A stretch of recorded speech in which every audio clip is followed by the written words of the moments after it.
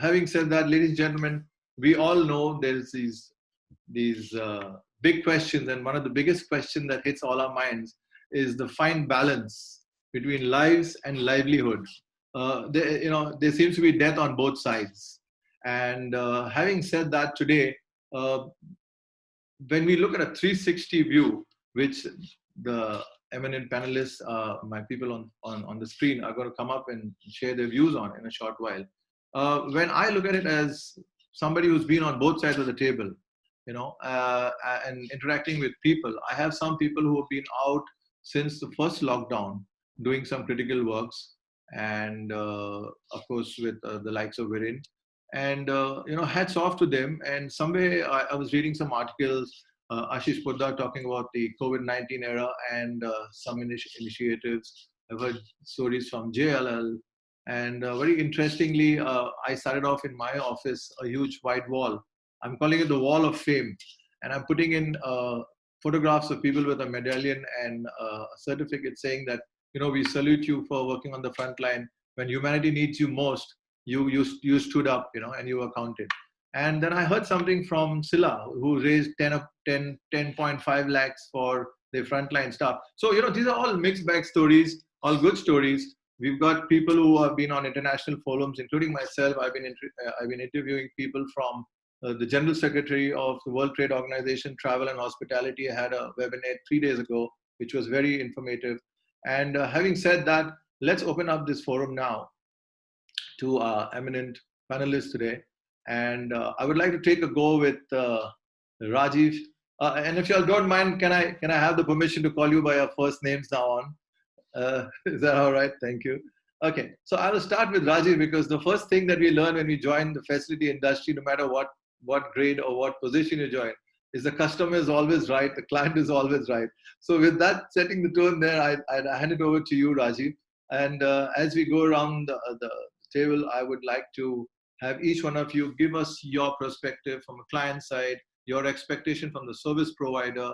How would you want the IPCs to come together with all of us together on one tight ship? How can we do things better, bigger, create an environment post-lockdown when the end user hits the floor, doesn't matter what the percentage is. How are we going to, our industry is an industry which is compassionate. It's a touch and feel. When you walk into the receptionist files, we take pride in giving them good uniforms. When you walk into a facility, your technical team has got your air conditioning and, everything online. Everything is like a 5-star facility. You as the end user just walk in there, march in there and expect everything to be on time, every time, all hunky-dory. But now when we walk in, there's going to be a huge sea of change. There's going to be what is this kind of a feeling factor? And how are we going to address that? The mindset, the protocols, the SOPs, and the international best practices which we all connected with, especially the IPCs and the rest of you. How are you sapping in all of that? How are you going to bundle it all up in one bag and then roll it out? It's something that everybody, I'm sure, all the attendees and everybody are happy to kind of hear. And I'm going to be picking up some questions. Please make it very pertinent to the subject. Please be very, very short and sweet, because we're running short of time. So without much ado, over to you, Rajiv. Let's hear your perspective.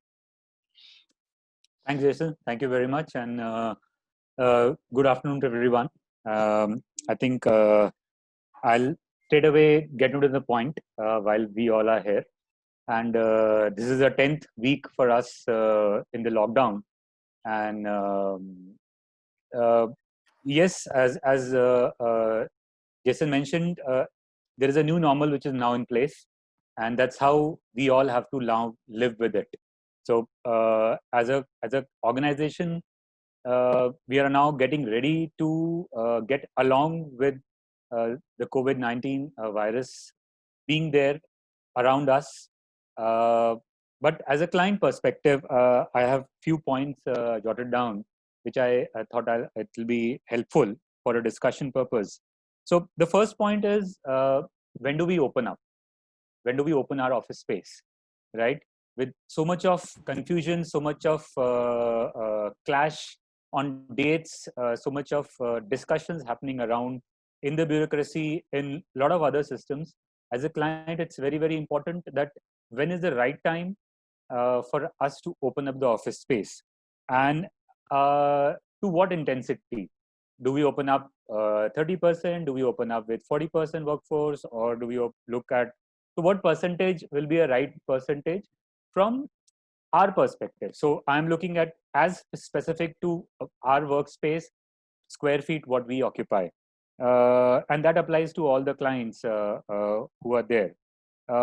What precautions should we put in place, considering this is going to be there with us on the ongoing scenario, from a service provider side, from an employee side, from practices side, from hygiene side? What precautions should be there to ensure that we don't spread this further, right? Uh, how do we ensure everyone and anyone entering inside our premises are not carrying this virus? I think that will be too much to ask for. Not carrying this virus, at least are not showing up any probable symptoms which can cause this viral infection to start off. How do we sustain? So while we open up on a particular date, how do we sustain going forward? What should be our practices? What should be the processes? As Jason mentioned, what should be the procedures laid down? And uh, how do we handle employee transportation? Because that is something is a big thing, wherein while we can control anything and everything inside our office square space, but when the employee steps out in the open environment, and the employee transportation comes into picture, how do we ensure that there the infection is not happening? And last, but something which is very important, is what compliance as a client do we have to have in place? What type of paperwork or what type of email communication do we have to do with what authorities, so that we are safe from all ends? So I think that's it. I'll hold on myself here.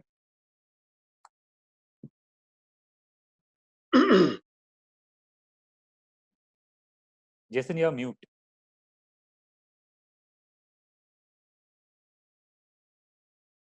Sorry about that. Now I would like to move to Ashish. Ashish, your perspective on current situation, and maybe you want to add to or minus something Rajiv said, because at the end of the day, we all have to do on the table. Over to you, Ashish. Sure. Thanks, Jason. And really, Rajiv did touch upon the subject. It's very, very unpredictable. Nobody knows what the situation looks like, how it's going to play out. And that's what we're hearing from all of the corporates that we're talking to. Nobody knows when they're going to come back. And there are really, really divergent views. The government may want to open up the lockdown, but in most cases, the corporates have their own guidelines to adhere to. And those corporate guidelines tend to be more strict than what the government, for example, would lay out in any of the MHA orders. So even if the government says you can bring in people, Yes. it's very likely that corporates, because of their own corporate guidelines, not wanting to carry any liabilities, will take longer to bring back people. Also, what's changed is how corporates looked at the whole work from home concept. Uh, Traditionally, Japan and India were countries which were, so to speak, conservative and not very open to the idea of work from home. I think we've just expedited the whole change, and India has suddenly woken up and had to adopt and adapt to the new normal, so to speak. So a lot of the companies which were not necessarily open to work from home have suddenly now realized that this is working. We spoke to a couple of our clients, and they're measuring the productivity of their staff. Some staff have been as productive as 90%, and that was a shocking number. And corporates are realizing that, yes, this can work. So again, there is one decision which corporates need to take as to how their offices will behave. What would real estate look like? There is the other aspect of having to welcome back employees. It's no longer saying, my office is open, I expect you to come back. The biggest factor now driving would be the confidence of employees. So corporates will have to demonstrate that the workplace is a safe environment for welcoming back employees. Otherwise, you would have attrition. Talent will go to the corporates, which will understand and appreciate and ensure that the office is something what the home is. So typically what would happen over a period of time, nobody can really predict. I think there have been a lot of reactions given this current situation. So we hear news that somebody is saying that, oh, we are going to give up space and nobody needs to come back to office. I really don't think that's going to really be the way how things are. Ultimately, you've got to realize that the office is not where social distancing will work. Frankly, I don't like the word social distancing. It's actually physical distancing, and we actually wrongly term it as social distancing.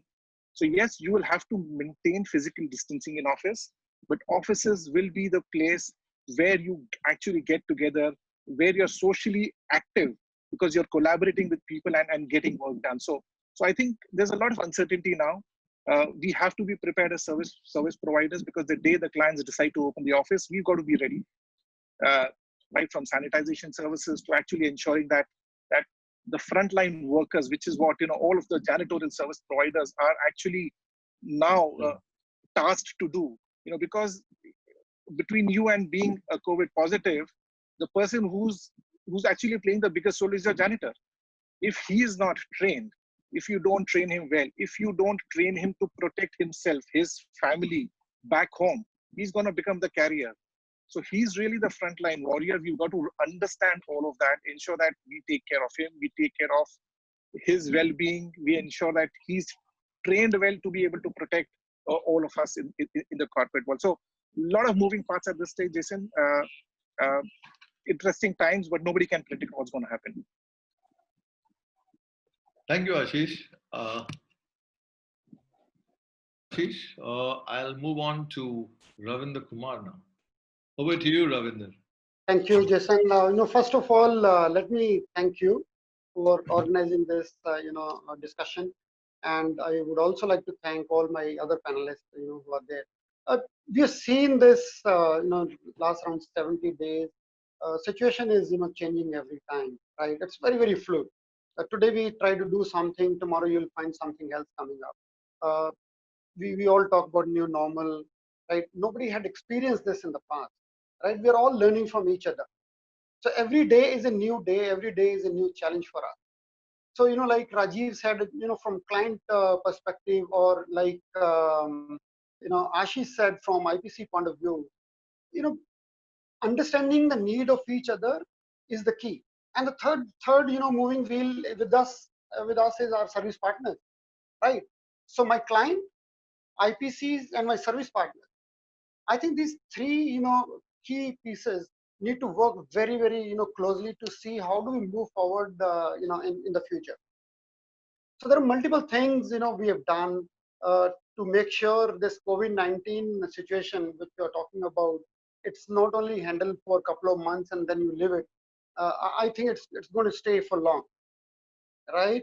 And how do we put sustainable measures today so that we don't have to amend going forward?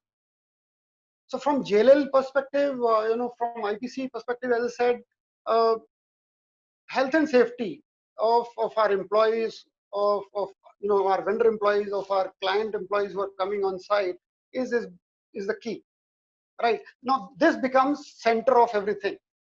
Like Ashish said, how do we make sure people come back to the offices? Like Rajiv concerned, how do he make sure the people who are coming to the site, whether he's a housekeeping guy, whether he's a technician, whether he's his own employee, how do we gain their confidence? How do we make sure they get the confidence to come back and work on the property? So there are various measures which we have taken, and we will talk about when it comes. But that's the way for moving forward.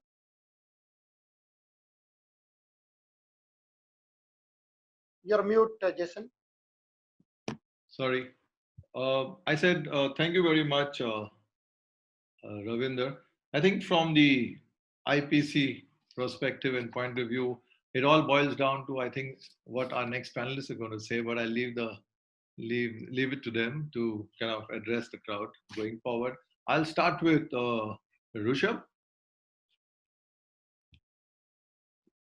Hi, Jason. Hi, everyone. So, I think everyone has touched on, and Ashish and Ravinder and Rajiv will know have a lot more insight on how offices will play out post COVID. Obviously, there's a lot of ambiguity.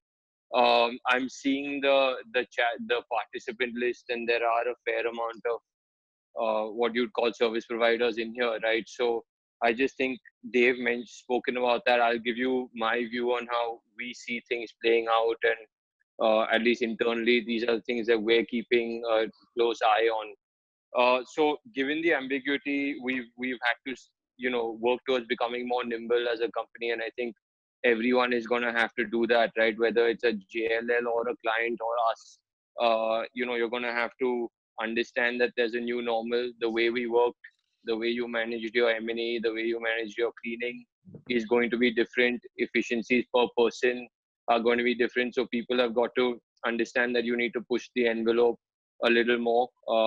Productivity has to go up, and you need to make sure that you let that trickle down to the team, and that everyone is aware of that.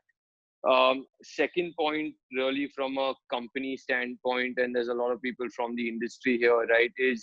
Is how sustainable is our margins going to be? How sustainable is this going to be financially going forward, right? We are seeing pressure from clients saying cut costs. We're operating at 50% occupancy. That obviously we need to play ball and we need to support at that time. But you got to realize that overhead goes up. You have requirements for PP or requirements for sanitization. The client has an X budget that has also been slashed. So I think what is left to be seen is what margins this industry will recorrect to, right? At a gross level, whether it's and we obviously do need support from clients, from IPCs, from whoever gives out business to anyone in this industry, right? So I think that's something that I think the entire ecosystem needs to understand. How sustainable is this thing, right? And the third thing, which applies to everyone, is really cash management, right? And as we go forward for the next, I mean, look at the next 8 to 12 to 24 months. I think everyone's got to be very careful in terms of how they manage the business that they take in. Again, I'm singing to the people that run businesses similar to us, whether it's sustainable, whether it's worth actually dropping clients if you're seeing them, not able to pay you, because at the end of the day, we're not paying for product.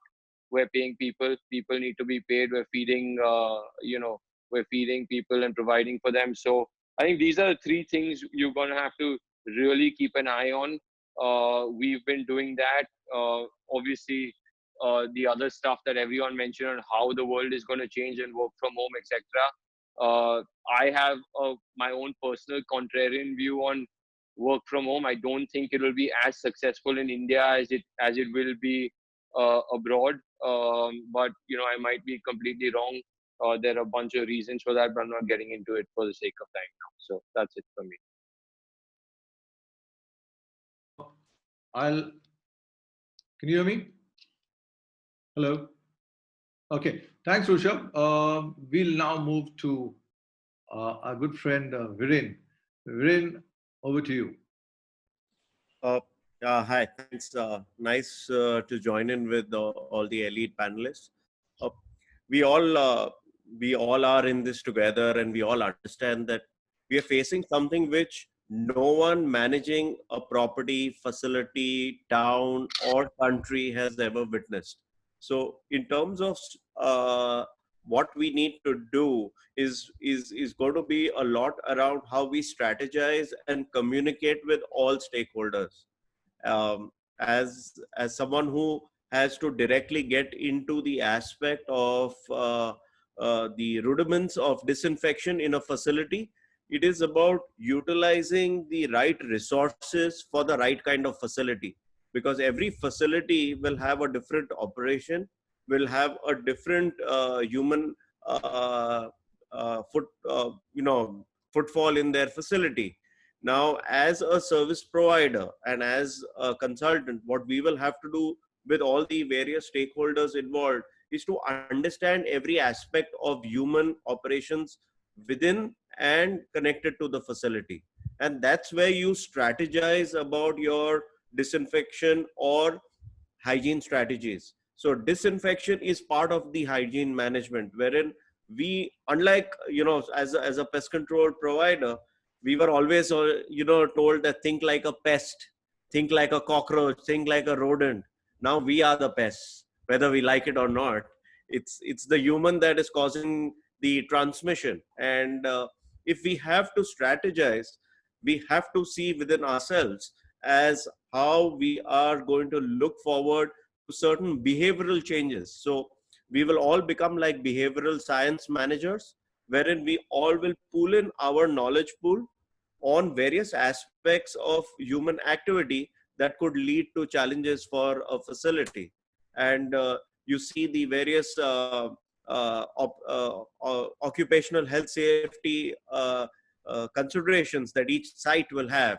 And it will be different from a farmer to an IT to a simple bank. And there will be places where they will have humans around. And like Ashish rightly said, it can never be thought about as social distancing, because that's what is going to drive us. If we are socially connected, then only we will be able to communicate to each other. So it's about physical distancing in a very strategic manner. And we'll have to see the right aspects of how we can generate a specific guideline for each kind of facility that we witness.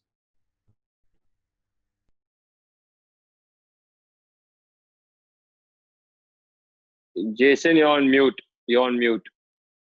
I've kept Jolly for the last. Like I said, I didn't want to stretch that service provider pain too long. So Jolly, over to you, and then I'll take it over again.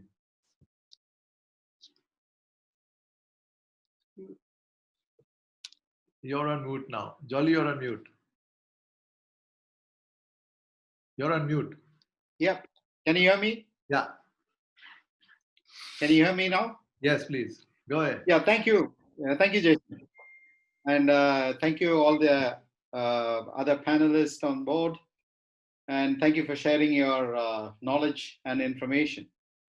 The way I look at it, all of us, whether you're the client, whether the IPCs or the service providers, we are all in a tunnel which is dark. Because none of us has got any kind of referral or experience with this kind of situation we are in. So for me, the best thing that can happen is, how do we collaborate? How do we work together as a single team of people? And the main thing what we need to do is, how do we handle health and safety of all those people who are going to come into the facilities? Whether it is service providers team, whether it is a client, end users, or the IPC, the management team which is coming on the board. We need to see health and safety first. When I speak to a lot of customers, they keep throwing at me, we want to make sure the housekeeping staff or the technical team, they are coming to the site, they should come with a COVID-19 test report. My team is asking, how about your client member team who are coming in your facilities, whether they are also carrying the COVID-19 test? So that's not the way we look at each other. We need to have an holistic approach. And it is, whether it is my people, because I'm proud to say that my team, there are thousands of people today working in the frontliners. We are working in hospitals, we are working in banking and financial sectors, and they are taking the brunt. In spite of threat to their life, they are out there to provide services. So we need to have that approach, that it is a collaborative approach. We need to bring share our knowledge and experience and come out of the tunnel and make sure that we handle the situation in the most efficient manner we can. Now, from the site customer point of view, they have their requirements. From the IPC point of view, you have your global reach and experience to draw. And for a service provider, we understand the local dimensions. Now, Rushabh said, one of our biggest concern for us last couple of months is how to stay afloat. How can we keep our head above the water? We have so many clients who we have challenges on getting our payments. Our DSO, we need to seriously look at it. Can we have those kind of DSOs which is not sustainable at all? Then we need to look at our margins. Today, the cost of operations has gone up so high. Then compliances. Then we have to look at how do we have a trust built between customers, IPCs, and the service providers. We have to look at our manpower, the quality of our manpower. Unfortunately, in India, I feel so bad to say, unfortunately in India, everybody treats a service provider, workers, especially housekeeping staff, as unskilled laborer. That is the very sad part of it, because that is the lowest salary that can be paid. And you expect them to be smart, brilliant, knowledgeable, educated, skill set. And when it comes to salary, they are the unskilled one. Whether they work for 5 years, 10 years, still they are unskilled. How do we attract talent? It is a big question. We cannot attract talent with minimum wages. Now, that is something which we know. We are also looking into innovations.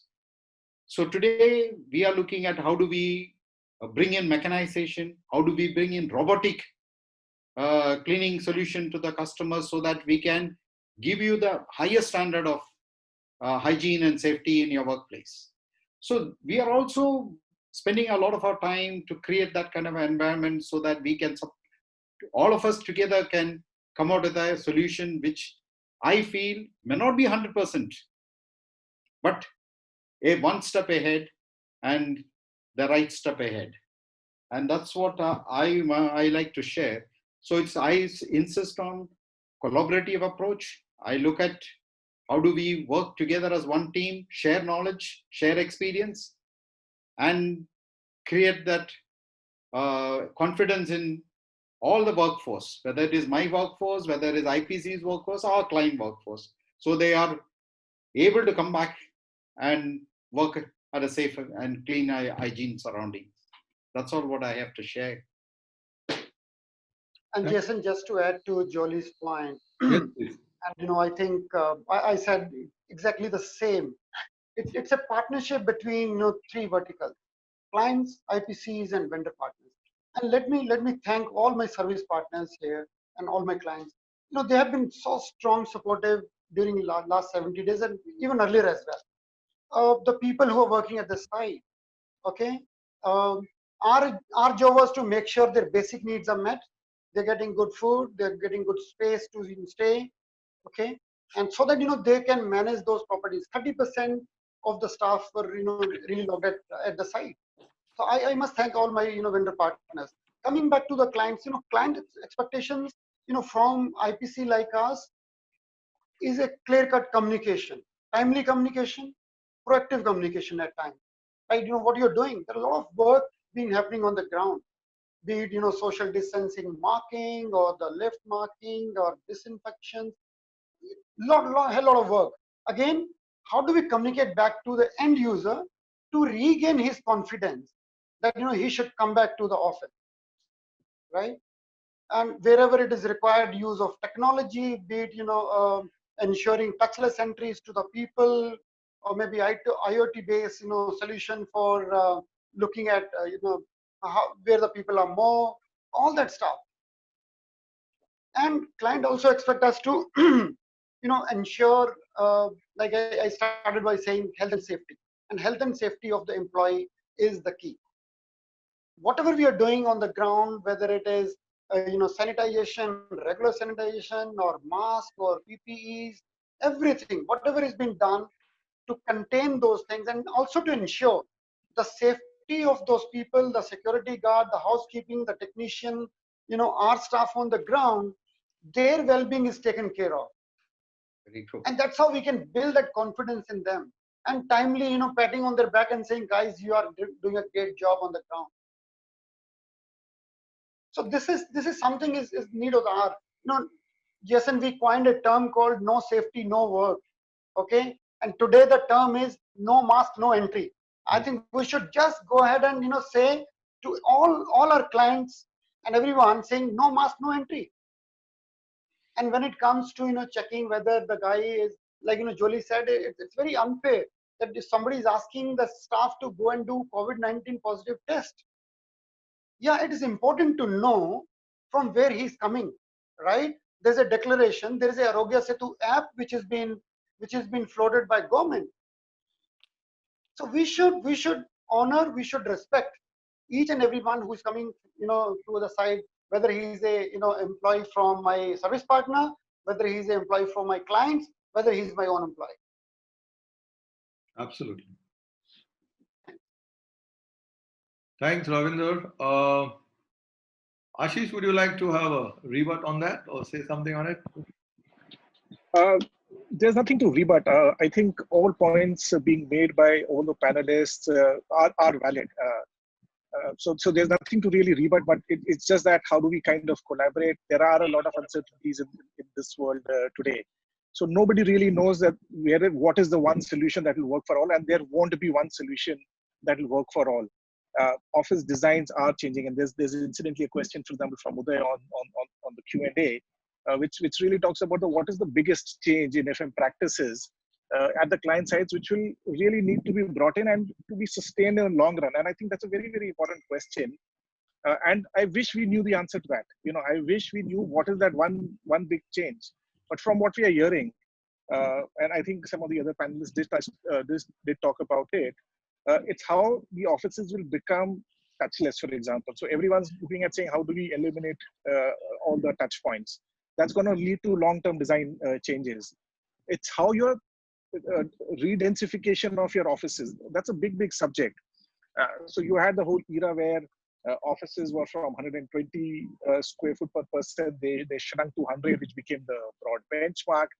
Some companies were going down to 60, 70 square footage per person. I think that will become very, very challenging. And that's going to have long-term impact in terms of how we are going to design offices and what the changes will look like. There is also the whole factor about how the big wave of collaborative spaces will now begin to play within offices, because a lot of the clients that we're hearing now are looking at moving to dedicated desks. So what about all of the co-working spaces? What about all of the initiatives that within offices and the design of spaces will become collaborative? That again needs to be observed, and how it plays out. But in terms of what the process changes would happen is essentially the behavior. So if you look at behavior of individuals in an office, I think that's the single biggest change that needs to now happen. And frankly, when I say this, you still don't know if there is, and like I think a lot of panels said, we don't know whether this is going to happen in 3 months, 6 months, but this is for the long term.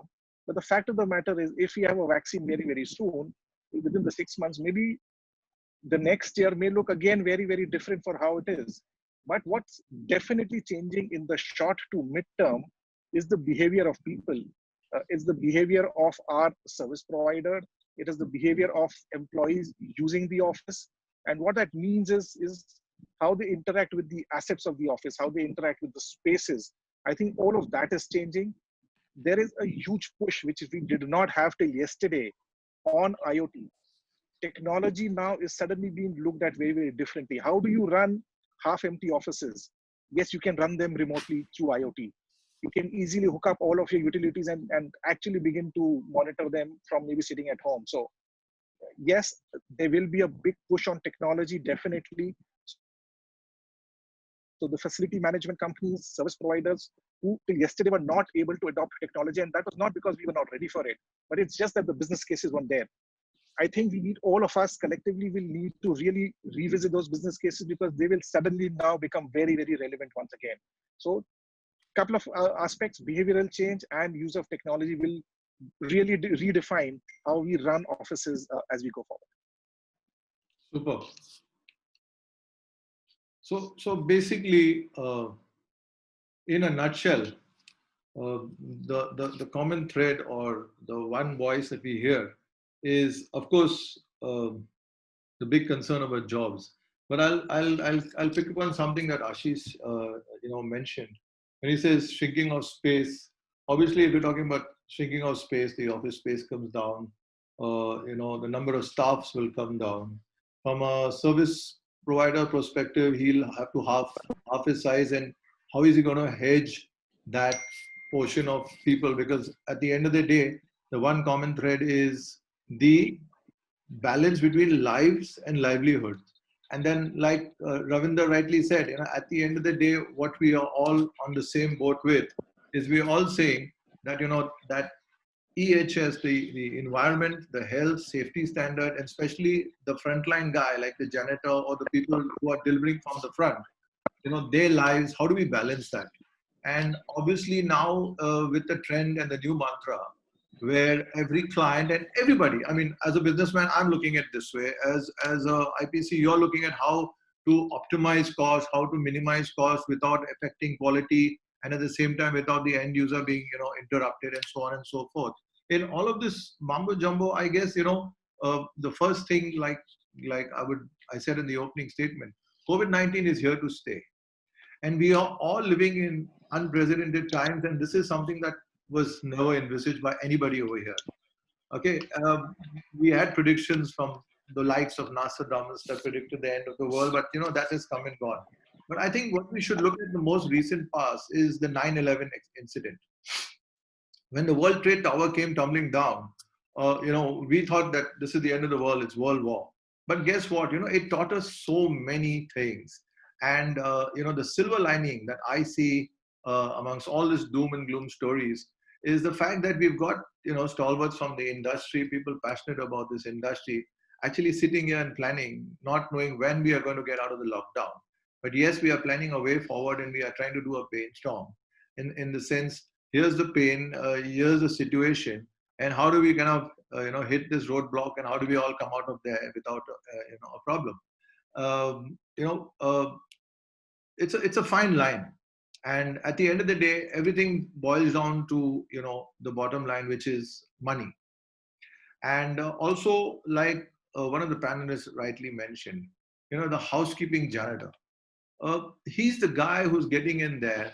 Now he goes back to where he comes from. Now, over the last lockdowns that we've had, what all the service providers have experienced is there are a lot of clients who are very happy to have certain elements of security, certain elements of technical and soft services people based in the site where they have provided, food, water, and shelter. And in doing so, the first thing, because we're all groping in the dark, we really don't know this invisible monster that we are dealing with. We are listening to the news, we are going around the world to see what people are doing and trying to work around it. Solutions, and the ministry of WhatsApp is coming up and throwing up something every minute. So, as responsible people from the industry, what our endeavor and what our focus should be on is people management. Because at the end of the day, I'm sure Ashish, Ravinder, and everybody on this panels will understand that our industry, the facilities management industry. I was reading somewhere, forget the number and the billions of people that we employ and we give livelihoods and provide jobs to. Our industry accounts for almost 11+% of the country's GDP. Now that's a lot of money. And in this situation where the employer and employee have actually contributed to the funds like ESIC and PF and so on and so forth, that's really money stuck, unclaimed, lying with the governments. And in this scenario, where I was coming from and what I was going to actually sow a seed in y'all's head, as an industry, how is it that we can, reach out now, besides the implementation of, new best practices and protocols and standards and SOPs, how as a team we can unite, how can we come together, maybe the next 10, 15, 20 days we come together again, or we keep in touch. How can we go as one big voice and say to the bureaucrats or to the governments of the day, this is the fact. Here is what we guys do. This is what we do in terms of providing jobs, lives, and livelihoods. And today we are under lockdown doing everything that the government is saying, but we are bleeding. The airline industry is going in the doldrums. We have some big boys gone aground. The hotel industry is hit, and the hotel, hospitality, and FM industry is all about touch and feel. It is one thing to say reduce manpower. It is the other thing to say put a PP and send a guy down there. But how is it all going to pan out is something which is a big black hole, and we're all staring at the same picture at the moment. So having said that, let's look at the silver lining, and I will start taking a few questions which are online. So Jason, just one on, to add to Ashish's point, if I can, on Uday's question on how he thinks things will change, right? So, one very important thing that I see, you touched on 9/11. I think the effect 9/11 had on security, COVID-19 will have a similar impact on hygiene, health, safety, right? And this is a very high level macro impact. Due to this, I think we'll see a lot more an educated customer, right? So I think anyone and everyone in this space needs to be pretty prepared for that. Pre-COVID, I don't think the CEO, promoter of a large multinational was really getting that involved in hygiene, health of his workspace. That's going to start happening now, right? And you're going to have to realize that as a service provider, you have to be on top of your game because your customer now knows as much as you do, right? Or even more, right? So I think that's something that is really going to change. And that's so I think that's one really high level change that will happen. So it's become a more important point. Everyone is going to know a lot more, and that I think there will be some that's an important point that I think I should have made. Absolutely, and just to maybe to add to it, we have a little time now. The pre and post 9/11, the World Trade Center coming down, we were all so used to, maybe some of us, I remember when I was working with the Leelas, I used to drive my chairman in his Rolls Royce right down to the aircraft. He should take the flight and he get up there. Most of us were so complacent, we just walked through because we knew somebody. We walked through security, immigration, and you get on the flight. But today, we are in a situation where, it doesn't matter who you are, the color of your skin, or, where you come from. You got to go through and follow that protocol. And like my friend Ravindra very rightly said, no mask, no entry. Now, it's a behavioral change. It's a human psyche that we need to tickle and tackle. And I'm sure going forward, we need to, as a unit, as a one big family, come together and see how we can work around this without affecting people. And another something that is very close to my heart, and I'm sure everybody will agree with me. If there is a mishap on the site, something falls down, if there's a small theft in the site, the first guys we nail is the housekeeping department. All right. And today, that very same person who is perceived as a rogue element or always has a suspect on his collar is the very same guy. Whilst we are sitting in the comforts of our homes, and most of us will confirm to this, we are sending them to do a pre-clean, to get the place ready, to get the environment safe and sound for clients and end users to come back onto the platform and flow. And they all go back to their homes in most cases. How do you confirm that? And the sad thing is, in fact, we went on a wild goose chase when a client said, every time somebody comes out, we need a COVID license, COVID certificate free from COVID. So we went send some team with the supervisor down to the Kasturba hospital, and they were kicked out of there. So, this is sad. And I think, like Ashish rightly said, it's not social distancing, it's physical distancing. We are living in 2020.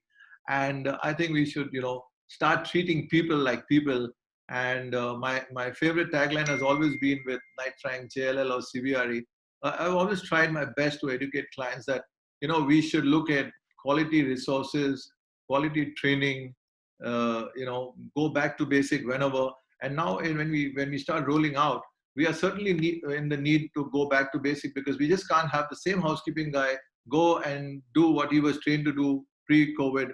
He's going to have to wear, act, behave, stand, isolate, blah, blah, blah. All of this as per a certain protocol and time, because if he doesn't, guess what? The client is going to come, come down heavily on you. So, all of this is cost. It's time. How we're going to go through it is something that time will teach us. But coming back to that last topic, there is a question here from Yashpal. What action or coordination has been taken with government by the IPCs? How can they help us sub vendors to survive? So from what I understand, I think what he's trying to say is from an IPC standpoint, what action could, and if at all has been initiated with the government agencies or bureaucrats. Ashish and Ravinder, would you like to kind of throw some light on that? Oh yes, maybe I can go first. So what we did, Jason, there are multiple petitions have been sent to the government, especially to Prime Minister's office, on these stuff. And I've signed personally, 3 to 4 of them. And one is from MHCI. They have, again, they covered all the point what this, the question had come up with, like, how the vendors' interests have been taken care of, how the real estate will be, looked up in future. And I also remember around a couple of months ago when this COVID-19 thing started, okay, JLL had partnered with CII to send across, some of the key pain areas of real estate. And, our vendor partner concerns are also part of those concerns. So as an IPC, as a responsible IPC, we had gone back to the government as a representation, not only for us, but also for our vendor partners. Ashish? So I think Ravindra already answered that. Frankly, my expectation from the government is very, very simple, and I'm being a little contrarian, not wanting to repeat what Ravindra already said, and that's true for, I think, all bodies. But just giving clarity in their policy.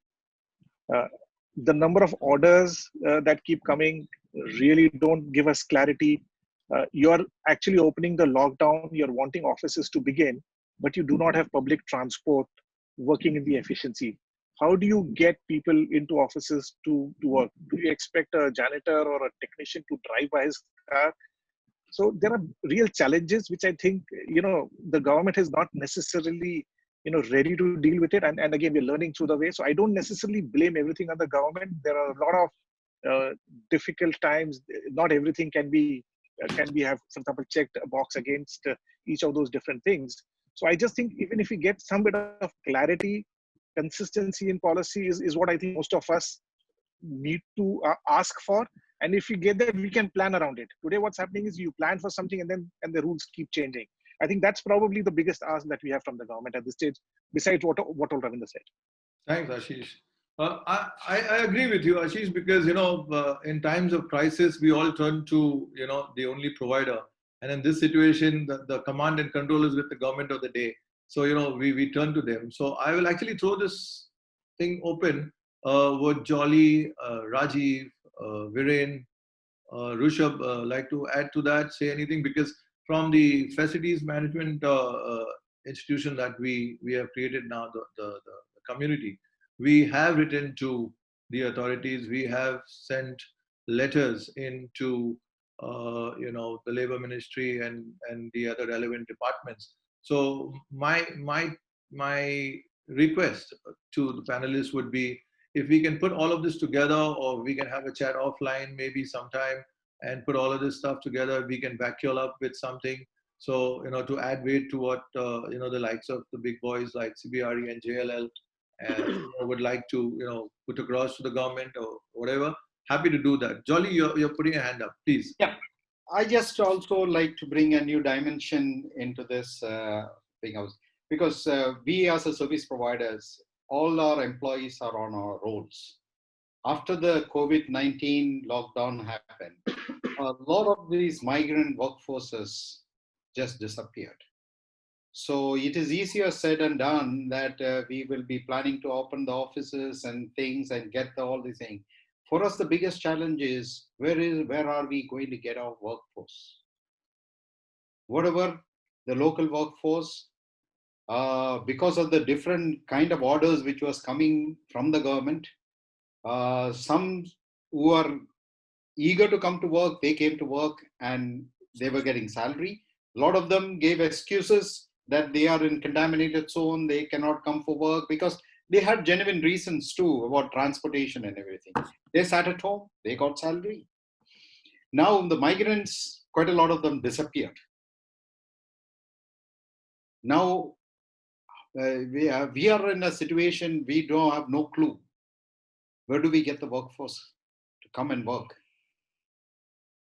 So that is a reality. So I hear people saying that is your headache. You need to find. We don't manufacture employees. We only provide human energy converted into different type of tasks and deliver services to our customers. So we are dependent on the people. So we are in people industry, and they are the biggest asset to us. So that's one challenge, and that's a reality. I want all of you to understand that we are going to face that thing. It is not going to be easy, because now monsoon will set in. A lot of them will say now, those who are gone to the east part of India, they will not come back till the puja holidays is over, even if things are back to normal. In Maharashtra, they will all go on back to their village who are from Konkan region and think they will not come back if Ganapati festival is not over. So this is a real challenge. Yeah. If somebody is going to say that I'm going to get workforce and come and deliver, I will stand and salute him, because this is the reality. Well said, Jolly. And like I said in the opening statement, people are our assets, and for all we know and how we know, and to do it the best way we can, it's only when rubber hits road that all these things will tumble out of the closet. And I'm sure I would actually like to hear Rajiv's perspective from a client's end. How do you think a client is going to react to me when I say, my 50% boys are gone away, sir, so I'm going to run your facility with just a skeleton team? How do you think how would you react to that? And just sorry, Jason, before Rajiv's responses, I just want to add one more to Rajiv's question. What we've seen is sorry, Rajiv. What we've seen is the people had worked at the site in this trying time, right? Be it our staff, be it vendor staff, everyone, and those people who are working at the site, they have been incentivized by our clients. And thank you so much for those clients who came forward and given that incentive. But what we are seeing now is that although MHA had given an order that all the people should be paid, whether they were working at the site or they were at home because of this lockdown condition, today we hear that either client will not pay for them or they will pay 50%. I'm not sure. We had this discussion before also, Rajiv. It might not be only applicable to you, but from the client perspective, where do you see this is right? Okay, so just adding to Jason's query. Thanks, sir, for adding that We question. have not put you in the Fix. So maybe, sorry, just coming in. So maybe Rajiv is very happy that you can't bring in 50% of the staff. That just saves him the trouble of firing. But he is wary of the fact that those 50% of the staff, either they were in the catchment area which was in red or containment area, or the people who are not even reachable to the sites. There are cases where people were interested to come to the work, but because of all this no transportation, stuck in the area, they couldn't come to the site, and they were supporting from their homes. So over to you, Rajiv. So I'll go back to the week 2 of lockdown, where when it started, and when we still had our while the employees were not coming in, we were doing the last set of cleaning before we completely shut the offices. And as a firm, we took a conscious decision that we are not going to ask even a single housekeeping or a security anybody to come to office, because for us they are well as good as employees for us, because they are serving us, right? And till date we have been paying all the dues.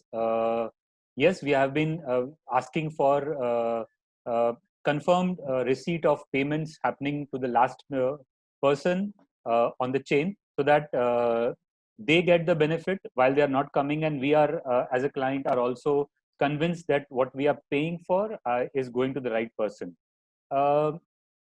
Going back to the when we start operations, and then what Jolly mentioned about availability of people, I think a lot we still have time. So for all clients, it's very important to talk to their service partners, IPCs, whomsoever they are serving, getting service from, and do the planning accordingly. I can talk about myself because uh, we have had discussion with the IPC who's serving us, and we are not going to go and start 100% for sure.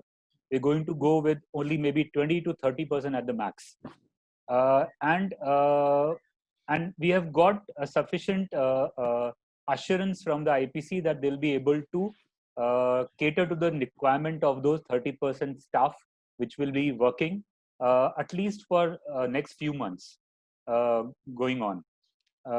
And as and when situation gets better, see, the workforce which has gone to Uttar Pradesh, Bihar, or Northeast is not going to come back soon, right? Because as I see on the news also, the governments out there also doing a lot of activities, developing a lot of small industries, training them so that they don't go out.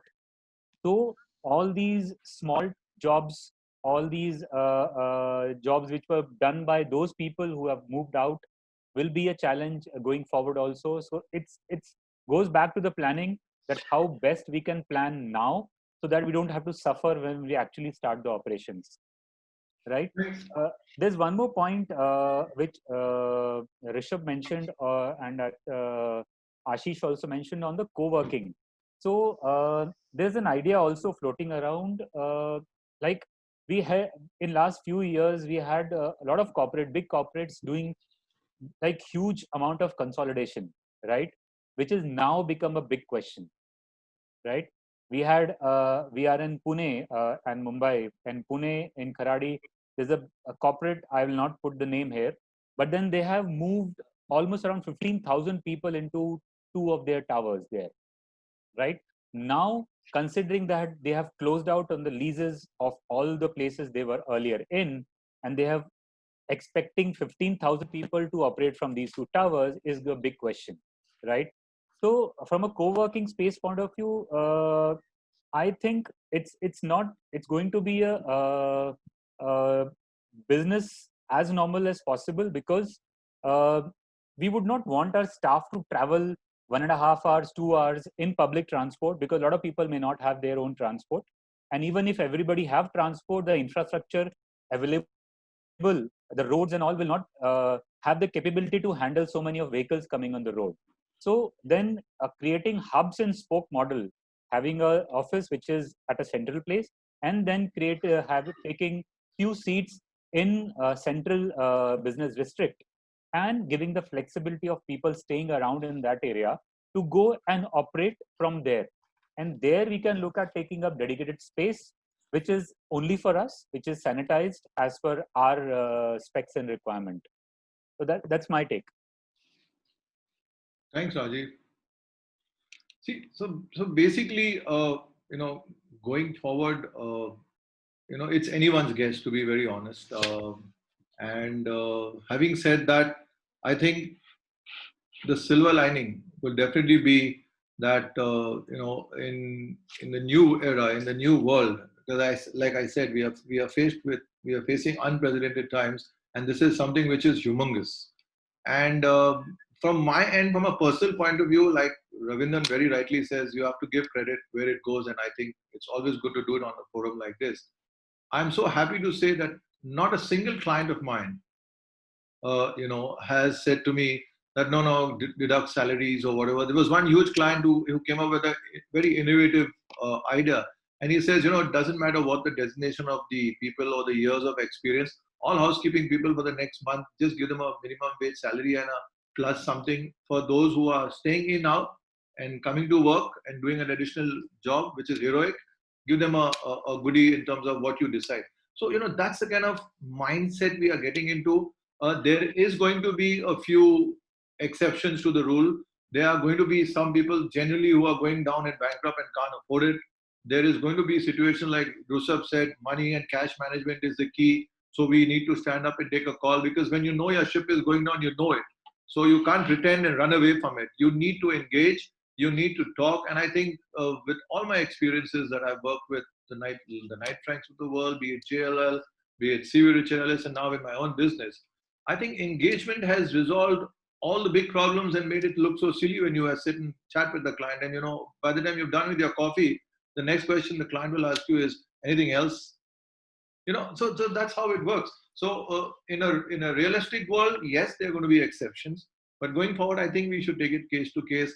And with that, I'll just take my next question. It's from George, and George says, with every crisis, there is an opportunity. Do we foresee any sunrise sectors in this crisis? Ashish, I'm going to throw that to you first, because you know where it's coming from. I thought I'll give this one a pass and maybe have the other ones answer this one. But anyway, I'll take a dig at it. So there is obviously the whole industry which is now booming, which is around the pandemic services. Be it sanitization and all the products related to the pandemic response. So that industry, like you're saying, has grown 300-400% just over 3 months. So they're having a boom time. So not everybody is doing so badly in the economy.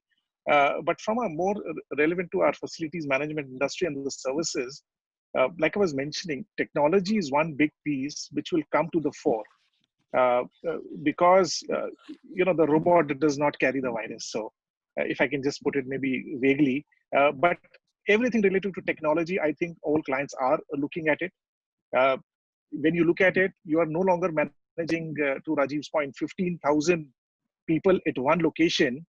But there are companies now who are saying, how do I manage 15,000 homes and create an office within an home? We've had clients who have shipped computers to homes of people. We've had clients who supplied desks, chairs to homes of people. So what is a facility manager doing today? He's not managing 15,000 people, but he's managing 15,000 facilities. It's for the same workforce. So I think there is a whole lot of services which are now coming up, be it workplace services, be it advisory consulting to what to do in the new normal, and the whole concierge will get redefined. And incidentally, for CBRE, for example, we've launched a product called Host, which is doing all of this, saying how do we give that experience to the end user and empower him with every service on his mobile phone, on his mobile app? How do you curate specialized services for people to buy a desk for their house, to buy a chair? Because you're all looking at real estate differently. I wish I had better infrastructure in my own home to handle this work from home, and most of us have not been prepared for it. We're struggling to kind of grapple with this situation. Absolutely. And the fact is, as soon as things open up, there's going to be a huge demand for us to kind of go and kind of create a little office in our homes. We are all going to buy furniture. We are all going to buy chairs. And I'm sure we'll all look at, how can I better support my back? So yes, there will be multiple industries as an offset as well, and demand will grow up, and we'll find a way out of this. I mean, I don't see this such as gloom and doom. I think we'll all survive and we'll come out of it right in a few months. Rushabh, would you like to say something? Yeah, so my take is I second Ashish, but the other point, I mean, if you look at it, there will, the way I see it, anything related to well-being, and this ranges from specialty chemicals, pharma, up to even health, hygiene, and that then there's also a little bit of facility management in there, right? And I think in the long run, we will see. I'm not saying short to medium, right, but in the long term, I think there will be tailwinds behind everything related to facility management, health, hygiene, pest control. I think Viren Merchant must have had a great Q1, unlike everyone else. He's up for a really good April, May, June for sure. But that's something that will happen in the long run, right? So I think we all need to readjust. I agree with everyone that communication is key, and all stakeholders in this value chain need to realize what the pains of each other are. And but there is that macro tailwind of health hygiene, which is linked to well-being, because everyone is worried about their well-being. So whether it's wellness, at home, at work, cleanliness, medical support, all of that stuff. So that I think that's a sunrise sector again, similar to what happened with security, right? If you look at electronic security, etc., it took off after 9/11. It took a year, 2 years, and then it started taking off. I think we'll see that. So I think there's something to smile about for the facility management guys, at least in the long run. Cheers. Now I think we'll switch to Viren, unless someone else wants to add to what Rushabh said. Okay, Viren, there is so much of hype on this, sanitization word. It's become the buzz. The kind of calls I get, and I laugh at certain people because at their level, I don't know what they are thinking, And to straighten out that curve, I think we need to prick your brains a bit here. And there are so many disinfectants. Every single forum is full of it. People are marketing stuff. It's become a joke, like hydrochloroquine and the US premier talking about it. So I want to see something or hear something from your end, because somebody said to me as the chairman of my society, that boss, we have people using staircases and we got we need to do this. So I talked to somebody who they recommended, and that person happens to know me, which people didn't realize. So the bottom line was, I said, what are you going to use? And how long is this treatment going to be good to go? So he says, till the next infected person comes and messes it up again. So I'm saying, thank you very much, I don't need it. So we did, and we follow certain protocols, which I'm sure everybody's following in their homes and in their societies, like no touch or low touch kind of formalities of hand sanitizers, blah, blah, blah, and all that, cleaning up the lifts, spraying every time it's used and whatever. So I'm going to pass this to you, Viren, maybe in the next few minutes. If you can tell us just 2-3 things. One is, what is it that you recommend? And I'm not going to go where Rushabh went and talk about you had a good quarter or no, but I think you're a hero for making money in this situation, because there are a lot of people, unscrupulous people, who are doing what they're doing today. But when we are where we are and on this forum, we are professionals, ethical, and we want to do the right thing. So let's hear the right thing, and please recommend to us the right thing. I mean, what are the top 3 things you say we must do and follow? See, it's a very pertinent point. It started off even when pest control was professionalized. We had the international companies come in, and then people started making in generic products. Then you had copy counterfeits. So there used to be a joke around there that if not Bayer and Sumitomo, there's Bata or Paragon. That was for pest control. And unfortunately, it's been hit upon with disinfection too. To such an extent, like when we've interacted individually amongst our panelists, that we've had people that, what should I spray my staff with? Now, it's so unfortunate that in today's day and age, we are even considering a question of such, I know it's tough to use a productive word for that. And I have seen protocols and SOP guidelines even with pharmaceutical agencies, pharmaceutical manufacturers, who are talking about having disinfectant tunnels. Now, just because another country has done it without using their brains or application to it, whereas WHO as well as our home ministry and our health ministry has very clearly said that it gives a false notion of protection. And it is absolutely not recommended. It is the worst approach that you can have. So when it comes to use of products, again, as I said, we've seen that very large manufacturers are pushing disinfectant cleaners as disinfectant fumigants. Now, let's understand what the client wants. The approach, again, as I said, it's a strategy. Your strategy has to be about coordinating with cleaning. Cleaning can never be supplemented. It is the first line of control.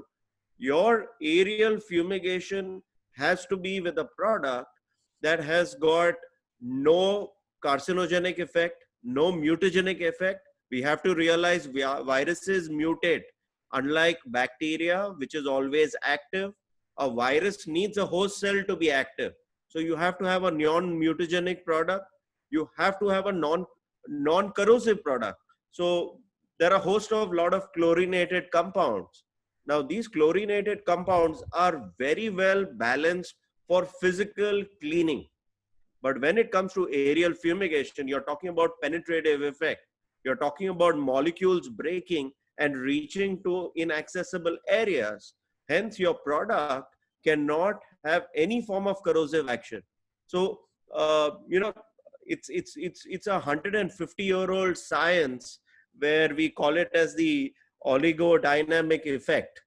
So, a metal that has ability to kill microorganisms, and that's where the disinfectant comes in. You understand that it is going to deactivate a virus, which is a protein cell that is probably been transferred from human to human. So we are, I won't speak out any brand, or but as a professional, I would say that please ask for validation reports.